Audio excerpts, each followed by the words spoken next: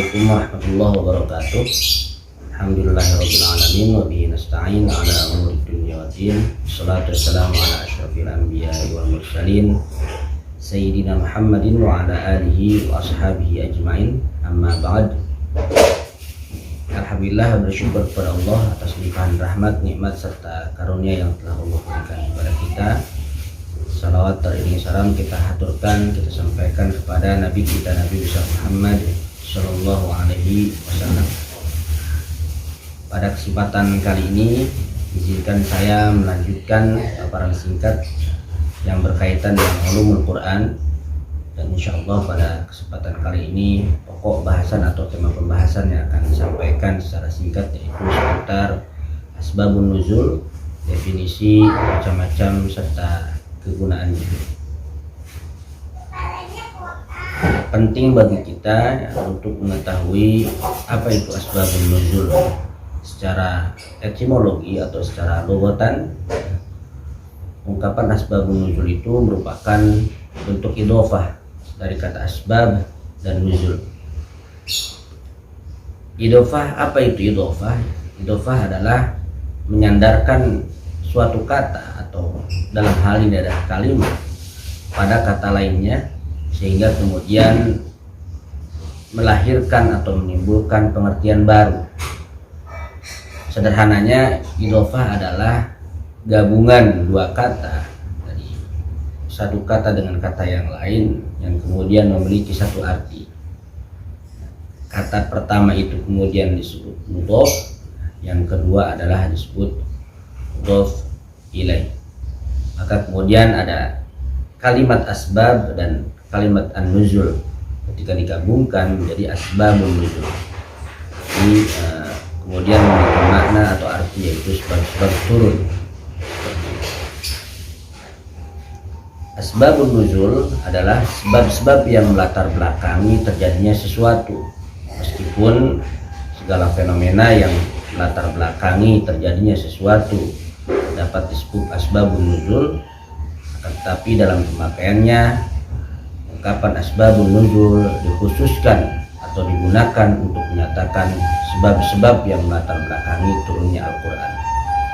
Seperti halnya asbabul wurud secara khusus digunakan bagi sebab terjadinya hadis Rasulullah Shallallahu Alaihi Wasallam. Yang berikutnya, secara terminologi sini terdapat perbedaan pendapat. Saya mengutip kepada dua tokoh ulumul Quran yaitu Subhi As-Shalih dan Manna Al-Qattan. Menurut Subhi As-Shalih, dia mengatakan bahwa asbabun nuzul adalah suatu proses atau suatu yang menjadi sebab turunnya satu atau beberapa ayat yang terkadang menyiratkan suatu peristiwa atau dikaitkan dengan sebuah peristiwa sebagai respon atasnya atau penjelas terhadap hukum-hukum ketika peristiwa itu terjadi. Sedangkan menurut Manna Al-Qattan bahwa beliau berpendapat asbabun nuzul merupakan peristiwa-peristiwa yang menyebabkan turunnya Al-Quran berkenaan dengannya waktu peristiwa itu terjadi, baik berupa kejadian, peristiwa, atau pertanyaan atau putar persoalan yang diajukan oleh para sahabat kepada Nabi. Sederhananya, dari dua pendapat tersebut kemudian dapat kita simpulkan bahwa asbabun nuzul merupakan suatu kejadian atau peristiwa yang melatar belakangi turunnya ayat Al-Quran untuk dapat menjawab, menjelaskan dan menyelesaikan setiap persoalan-persoalan atau masalah yang muncul dari setiap kejadian yang ada pada saat itu. Lalu perlu kita ketahui bahwa ada beberapa macam peristiwa atau kejadian yang melatar belakangi asbabun nuzul. Pertama ada konflik sosial, yang kedua adanya kesalahan besar, yang ketiga adanya pertanyaan-pertanyaan atau persoalan-persoalan yang diajukan atau yang ditanyakan kepada Nabi Muhammad SAW. Berangkat dari konflik sosial, kita bisa melihat lembaran sejarah ketika Nabi Muhammad SAW itu hijrah ke Madinah atau Yathrib, yang mana kondisi Yathrib tersebut sering terjadi di sana, yaitu konflik sosial antar suku dan bangsa atau kabilah. Di dalam Al-Quran ada ayat yang kemudian turun disebabkan karena ketegangan yang terjadi antara suku Aus dan Khazraj, yang mana kedua suku ini telah lama bertikai, bermusuhan, mungkin terjadi secara turun-temurun. Maka kemudian turunlah ayat dalam surah Ali Imran ayat 103, wa'tasimu bihablillahi jami'an wa la tafarraqu, dan seterusnya. Berikutnya itu terjadi karena kesalahan besar. Ada sebuah peristiwa dalam sejarah bahwa seorang sahabat kemudian mengimami sholat, yang mana seorang sahabat tersebut dalam keadaan mabuk. Maka pada saat peristiwa ini turunlah ayat ya, dalam surah An-Nisa ayat 43 ya, yang berbunyi ya ayyuhalladzina amanu la taqrabus sholata wa antum sukara, dan seterusnya. Banyak lagi ya dari macam pertanyaan yang kemudian timbul ditanyakan kepada Nabi kita Nabi Muhammad SAW. Ini juga kemudian merupakan bagian dari macam peristiwa yang terjadi seputar persoalan yang telah lewat ya, yang ditanyakan oleh para sahabat, terus kemudian juga yang saat itu sedang berjalan dan yang akan terjadi ditanyakan oleh para sahabat kepada Nabi kita Nabi Muhammad SAW. Inilah tiga macam yang kemudian melatar belakangi adanya asbabun nuzul tersebut. Berikutnya timbul pertanyaan kemudian, apakah seluruh ayat memiliki asbabun nuzul? Ini menjadi pertanyaan untuk kita semua. Jadi ketika kita bertanya apakah seluruh ayat ini memiliki asbabun nuzul atau tidak, ternyata ini telah menjadi bahan kontroversi ya, sejak lama oleh para ulama, oleh para alim ya, memperdebatkan apakah semua ayat yang ada dalam Al-Quran itu memiliki asbabun nuzul. Ada sebagian ulama berpendapat bahwa tidak semua ayat Al-Quran itu memiliki asbabun nuzul. Oleh sebab itu ada ayat Al-Quran yang diturunkan tanpa ada yang melatar belakanginya atau dalam kurung ibtidah, dan sebagian yang lainnya diturunkan dengan dilatar belakangi oleh sesuatu peristiwa ghair ibtidah. Pendapat ini atau pendapat tersebut hampir menjadi kesepakatan para ulama. Ada juga sebagian berpendapat bahwa kesejarahan Arabia pra-Quran pada masa turunnya Al-Quran merupakan latar belakang makna Al-Quran, sedangkan riwayat-riwayat asbabun nuzul merupakan latar belakang maknanya. Pendapat ini berarti menganggap bahwa semua ayat Al-Quran memiliki sebab-sebab yang melatar belakangi. Pada pendapat kedua ini beranggapan bahwa setiap ayat yang ada dalam Al-Quran itu memiliki asbabun nuzul atau seluk-beluk turunnya terkait kejadian atau peristiwa. Lalu berikutnya ada beberapa macam asbabun nuzul ya, yang melanjutkan dari macam-macam sebelumnya, yaitu berlandaskan atau dilatar belakangi oleh konflik sosial, terus kemudian tadi karena adanya kesalahan besar yang dilakukan oleh para sahabat. Lalu juga ada pertanyaan-pertanyaan yang saat itu ditujukan kepada Nabi kita Nabi Muhammad SAW. Jenis yang pertama atau bentuk yang pertama yaitu ta'addudul asbab wan nazilul wahid. Ini model pertama. Model ini adalah atau bentuk ini adalah beberapa sebab yang hanya melatar belakangi turunnya satu ayat atau wahyu. Terkadang wahyu turun itu kemudian untuk menanggapi beberapa peristiwa atau sebab. Adalah salah satu contoh, misalnya kita bisa mendapati di surat Al-Ikhlas ayat 1 sampai 4. A'udzubillahi minasyaitonirrajim. Qul huwallahu ahad, Allahus samad, lam yalid wa lam yulad wa lam yakul lahu kufuwan ahad.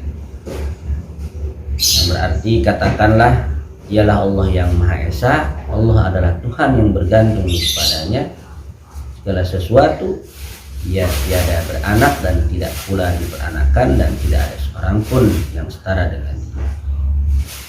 Nah, ayat-ayat yang tertera atau terdapat pada surat Al-Ikhlas ini turun kemudian sebagai tanggapan atau menanggapi terhadap orang-orang musyrik saat itu, yaitu kaum Quraisy saat itu di Mekah.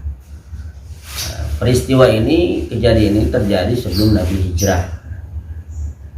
Dan ayat ini juga kemudian diperuntukkan bagi ahlul kitab yang saat itu ditemui oleh Nabi kita saat setelah hijrah di Madinah.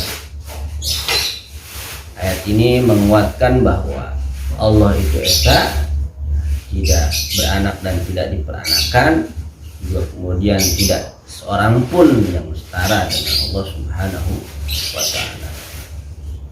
Ayat ini masuk dalam, atau surat Al-Ikhlas 1 sampai 4 ini masuk dalam kategori ta'addudul asbab wan nazil wahid.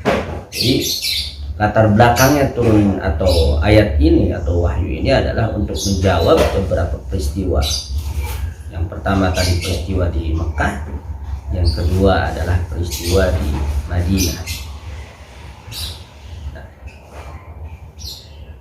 yang berikutnya misalnya contoh yang lain, yaitu ayat dalam surah Al-Baqarah ayat 238, hafizu 'alas shalawati was shalawatil wusta wa qumu lillahi qanitin.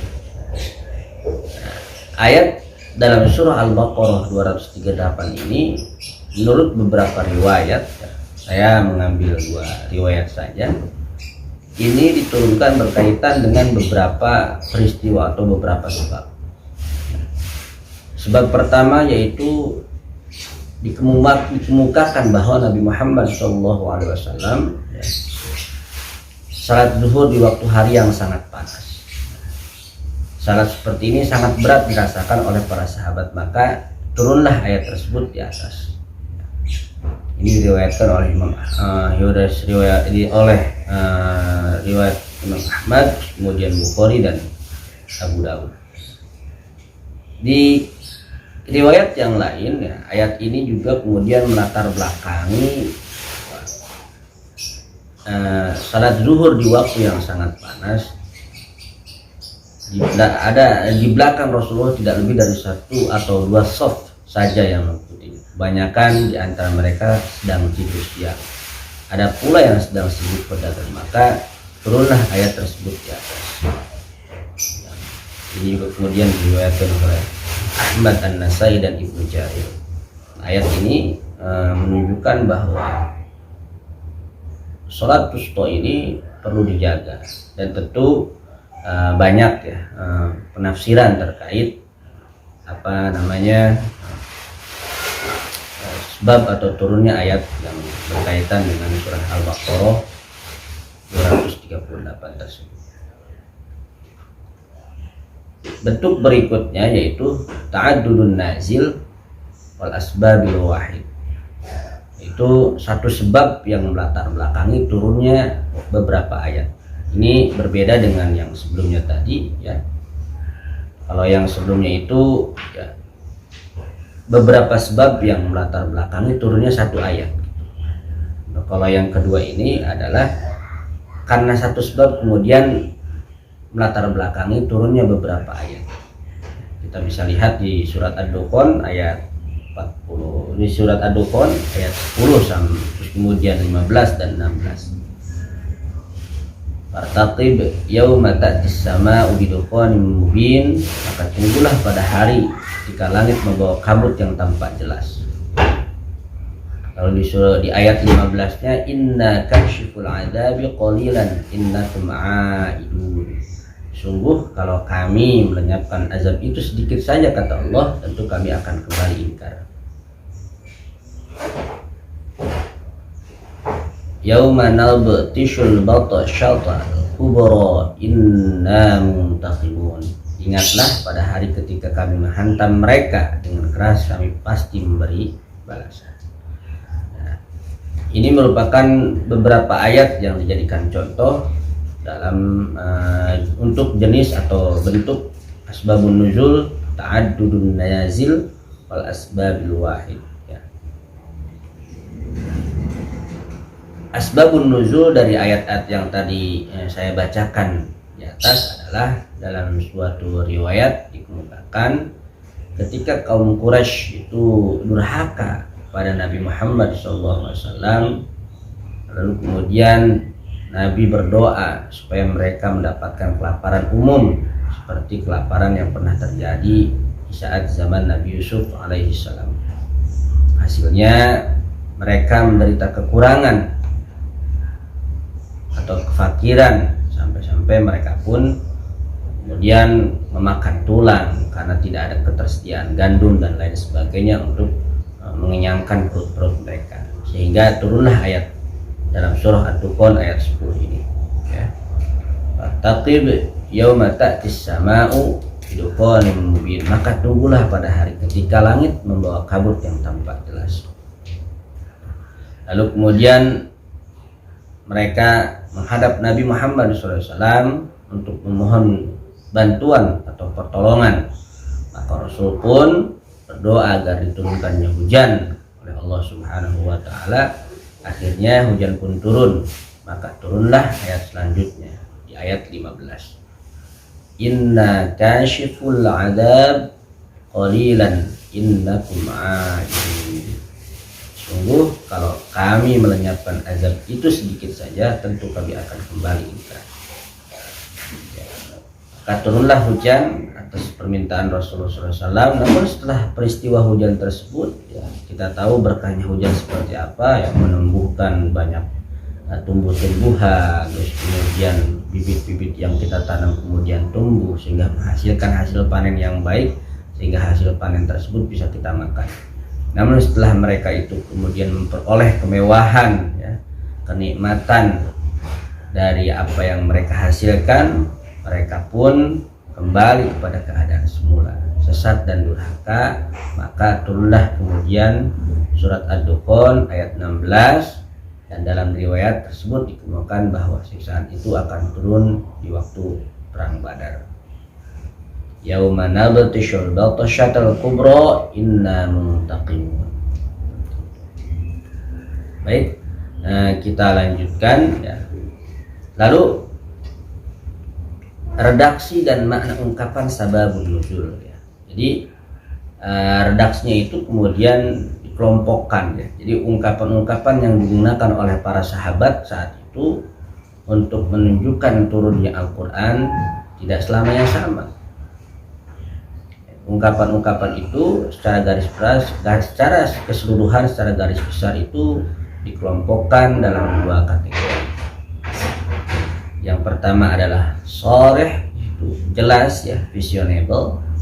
Jadi ungkapan ini atau riwayat sharih ini memang jelas ya, betul-betul menunjukkan asbabun nuzul dengan indikasi menggunakan lafaz pendahuluan. Ini ada contoh, misal sebab turun ayat ini adalah, jadi pasti telah terjadi bla bla bla misal, maka turunlah ayat ini seperti ini. Misalkan pada suatu peristiwa Rasulullah pernah ditanya tentang hukum atau kejadian apa gitu ya, maka turunlah ayat ini. Itu lebih menjelaskan terhadap asbabun nuzul yang sifatnya pasti. Jadi secara redaksi pasti. Nah yang kedua, kategori yang kedua ini adalah muhtamilah. Nah, masih memungkinkan atau belum pasti, tapi ada potensi kira-kira gitu. Jadi ungkapan muhtamilah ini ungkapan dalam riwayat yang belum dipastikan asbabun nuzul. Belum dipastikan asbabun nuzulnya karena masih terdapat keraguan, masih terdapat syakun di sana. Nah, hal tersebut dapat berupa ungkapan sebagai berikut ya.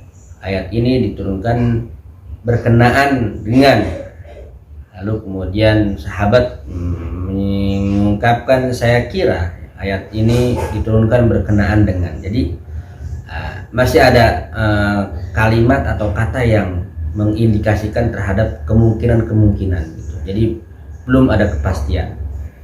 Atau saya kira ayat ini tidak diturunkan kecuali berkenaan dengan bla bla bla misalnya. Seperti itu. Itu seputar daksi ya, dalam mengungkapkan sababun nuzul yang dilakukan oleh para sahabat saat itu. Lalu apakah kita penting ya, bagaimana urgensinya gitu kira-kira terkait mempelajari ilmu asbabun nuzul ini ya. Tentu asbabun nuzul ini mempunyai arti penting ya, makna yang sangat penting untuk kita semua, khususnya bagi para mufassirin misalnya, ahli-ahli tafsir untuk menafsirkan Al-Quran. Karena seseorang tersebut ya, seseorang atau siapapun katakanlah yang mendalami ulumul Quran, khususnya tafsir Al-Quran, tidak akan mencapai pengertian yang baik jika tidak memahami riwayat asbabun nuzul,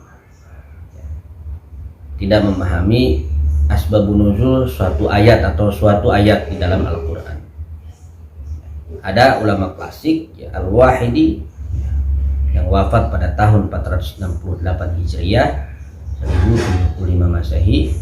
Beliau merupakan seorang ulama klasik ya dalam bidang asbabun nuzul, pernah mengemukakan bahwa pengetahuan tafsir atau pengetahuan tentang tafsir dan ayat-ayat tidak mungkin jika tidak dilengkapi dengan pengetahuan tentang peristiwa dan penjelasan dengan turunnya suatu ayat. Sementara Ibnu Daqiq Al-Aid menyatakan bahwa penjelasan asbabun nuzul adalah merupakan upaya cara untuk memudahkan seorang mufassir untuk memahami dan mendapatkan pengertian tentang sebuah ayat atau suatu ayat dalam Al-Quran. Ibnu Taimiyah mengatakan bahwa mengetahui sababun nuzul atau asbabun nuzul akan memudahkan seseorang atau menolong seseorang dalam upaya memahami ayat, karena pengetahuan tentang sebab akan melahirkan pengetahuan tentang akibat. Jadi sebab akibat itu ya harus kemudian diukur gitu ya, harus juga kemudian diketahui sehingga dari pengetahuan tentang sebab akibat tersebut kita dapat menyimpulkan sebuah keputusan atau sebuah hukum yang pasti dan memudahkan orang-orang untuk dapat mendapatkan penjelasan dari satu ayat atau dari sebuah peristiwa seperti itu. Berikutnya juga Muhammad Khirzin dalam bukunya Al-Quran dan Ulumul Quran pernah menyampaikan bahwa mempelajari asbabun nuzul ini memiliki faidah yang sangat baik. Yang pertama, dengan mempelajari asbabun nuzul ini dapat mengetahui ya, hikmah di balik syariat yang diturunkan melalui sebab-sebab tertentu. Yang berikutnya, ya, faidah mempelajari asbabun nuzul adalah dapat mengetahui pelaku atau orang yang terlibat dalam peristiwa yang mendahului turunnya suatu ayat. Berikutnya yang ketiga, ketika seseorang mempelajari ilmu asbabun nuzul, orang tersebut dapat menentukan apakah ayat yang dibaca, dikaji mengandung pesan khusus atau pesan umum, serta dalam keadaan bagaimana ayat itu mesti diterapkan. Lalu berikutnya itu dapat menyimpulkan bahwa Allah selalu memberi perhatian penuh pada Rasulullah dan selalu bersama para hamba-Nya. Jadi adanya ayat yang diturunkan oleh Allah Subhanahu wa Ta'ala kepada Nabi Muhammad SAW adalah merupakan bentuk perhatian Allah pada Nabi kita, Nabi Muhammad, dan tentunya pada kita semua sebagai umat Rasulullah Shallallahu Alaihi Wasallam. Lalu apalagi ya, apa saja yang kemudian menjadi urgensi atau kegunaan asbabun nuzul? Berikutnya adalah bahwa ilmu asbabun nuzul atau studi asbabun nuzul ya, itu tentu relevansinya sangat konsisten ya sepanjang peradaban. sepanjang perjalanan manusia hidup di bumi ini, khususnya bagi umat muslim ya. Karenanya asbabun nuzul ini akan menjadi tolak ukur atau barometer dalam upaya kontekstualisasi nas-nas Al-Quran atau teks-teks Al-Quran pada setiap ruang dan waktu, serta sosio historis yang menyertai derap langkah kehidupan manusia di muka bumi ini. Lalu kaitannya dengan ilmu syariat ya, asbabun nuzul ini juga memiliki fungsi tersendiri, yaitu memiliki fungsi untuk mengetahui hikmah dan rahasia diundangkannya suatu hukum dan perhatian syara atau perhatian syariat terhadap kepentingan umum tanpa membedakan etnis, kemudian juga jenis kelamin, lalu juga agama. Apabila kita menganalisanya secara cermat ya, proses penetapan hukum berlangsung secara manusiawi ya, seperti pelanggaran minuman keras misalnya ya. Ada beberapa ayat Al-Quran ya, tadi seperti pelanggaran minuman keras. Beberapa ayat Al-Quran turun dalam 4 kali ya, yang berkaitan dengan khamr, yaitu surat An-Nahl ayat 67, terus kemudian Al-Baqarah 219, An-Nisa 43, dan Al-Maidah ayat 90 dan 91. Fungsi berikutnya yaitu mengetahui asbabun nuzul, memberikan atau membantu memberikan kejelasan terhadap beberapa ayat. Misalnya ada peristiwa yang dialami oleh Urwah ibnu Zubair. Saat itu beliau mengalami kesulitan dalam memahami hukum fardu sa'i antara Safa dan Marwa, yang ini tertuang dalam surah Al-Baqarah ayat 158. Selebihnya kita bisa melihat referensi tambahan yang berkaitan dengan urgensi dan kegunaan asbabun nuzul. Berikutnya terkait fungsi tadi ya, urgensi dan kegunaan asbabun nuzul, yang berkaitan dengan urgensi dan kegunaan asbabun nuzul. Pengetahuan asbabun nuzul dapat mengkhususkan hukum terbatas pada sebab, terutama ya para ulama yang menganut kaidah khusus as-sabab, misalkan sebab khusus. Sebagai contoh, turunnya ayat dihar pada permulaan surat Al-Mujadalah, itu dalam kasus Aus ibnu As-Samit yang menzihar istrinya, Khawlah binti Hakam ibnu Ta'labah. Hukum yang terkandung dalam ayat-ayat ini khusus bagi keduanya dan tidak berlaku bagi orang lain. Ini bisa kita melihat ya dalam surat Al-Mujadalah, kita bisa melihat beberapa pendapat dari para mufassir terkait peristiwa ini. Fungsi berikutnya yaitu asbabun nuzul dapat membantu memahami apakah suatu ayat berlaku umum atau khusus. Selanjutnya dalam hal apa ayat tersebut diterapkan. Maksud yang sesungguhnya suatu ayat dapat dipahami melalui asbabun nuzul. Tentu sekali lagi saya sampaikan bahwa asbabun nuzul ini membantu kita dalam memahami setiap ayat, dalam memahami suatu ayat, apakah ayat tersebut berlaku umum atau khusus. Bagaimana hal tadi di poin 3 yang disebutkan bahwa ada ayat yang berkaitan dengan dihar dalam surah Al-Mujadalah, ternyata ini memiliki kekhususan ya, yaitu khusus bagi Ibnu As-Samit, Aus Ibnu As-Samit yang menzihar istrinya saat itu. Lalu yang terakhir yang berkaitan dengan fungsi asbabun nuzul, yaitu mempermudah para hamalatul Quran atau orang-orang yang menghafal Al-Quran, serta memperkuat keberadaan wahyu dalam ingatan yang mendengarnya jika mengetahui sebab turunnya. Artinya penting bagi para penghafal Al-Quran juga untuk mengetahui ilmu asbabun nuzul, sehingga kemudian ketika para hamalatul Quran itu memahami atau mempelajari asbabun nuzul akan mempermudah ingatan, hafalan ya bagi para hamalatul Quran tersebut. Sebab dalam Al-Quran tentu ada pertalian ya, sebab dan musabab, sebab akibat, hukum dan peristiwa, peristiwa dan pelaku, masa dan tempat, kurunnya kapan. Semua ini merupakan faktor-faktor yang menyebabkan mantapnya dan terlukisnya dalam ingatan.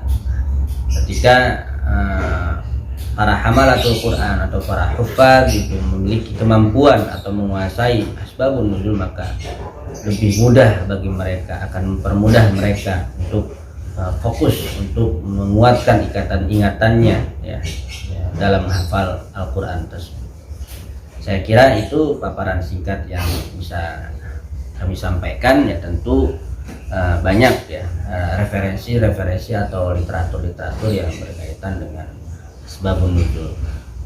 Kita bisa melihat beberapa referensi di dalam beberapa kitab ya, itu bisa kita rujuk untuk mengetahui lebih dalam tentang asbabun nuzul. Mungkin dicukupkan, saya kira itu yang benar datangnya dari Allah dan yang keliru datangnya dari saya pribadi. Mohon maaf apabila dalam penyampaian terdapat kata-kata atau kalimat yang belum jelas dan yang kurang. Tentu saya sebagai manusia biasa mohon dimaafkan. Terima kasih atas kesempatannya. Billahi taufiq wal hidayah. Assalamualaikum warahmatullahi wabarakatuh.